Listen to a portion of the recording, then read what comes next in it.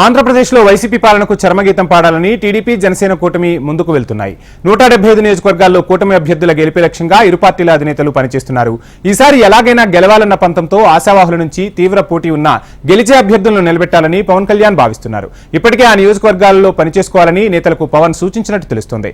ఈసారి రాజంపేట నియోజకవర్గం నుంచి జనసేనాని పోటీ చేయాలని, ఆ నేత అయితేనే గెలుస్తారని చంద్రబాబును పవన్ ఒప్పించి పోటీ చేయడానికి సిద్ధమవుతున్నారు. వచ్చే అసెంబ్లీ ఎన్నికల్లో వైసీపీకి అధికారం దక్కనీయకుండా చూడాలని టీడీపీ జనసేన బలంగా నిశ్చయించుకున్నాయి. నియోజకవర్గాల్లో అభ్యర్థుల గెలుపోటములపై ఇరు పార్టీలు బేరీజు వేసుకుంటున్నాయి. రాజంపేట నియోజకవర్గం టీడీపీకి బలమైన నియోజకవర్గం అయినప్పటికీ తమకు కేటాయించాలని, ఆ నియోజకవర్గంలో జనసేన అభ్యర్థి బలిజ సామాజిక వర్గానికి చెందిన కృష్ణ తప్పక గెలుస్తారని చెప్పి మరీ పవన్ బరిలోకి దించబోతున్నారనే టాక్ పొలిటికల్ సర్కిల్స్ లో వినిపిస్తోంది.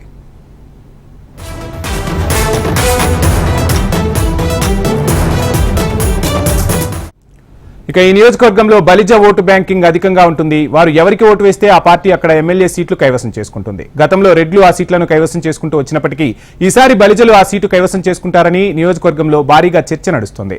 అందులో భాగంగానే జనసేన నుంచి కృష్ణ బరిలోకి దిగితే గెలుపు అవకాశాలు ఎక్కువగా ఉంటాయని జనసేన బలంగా విశ్వసిస్తోంది. అందుకనే ఆ సీటు జనసేనకే కేటాయించాలని చంద్రబాబును ఒప్పించి మరీ జనసేనకు కేటాయించుకుంటున్నారంటున్నారు రాజకీయ విశ్లేషకులు.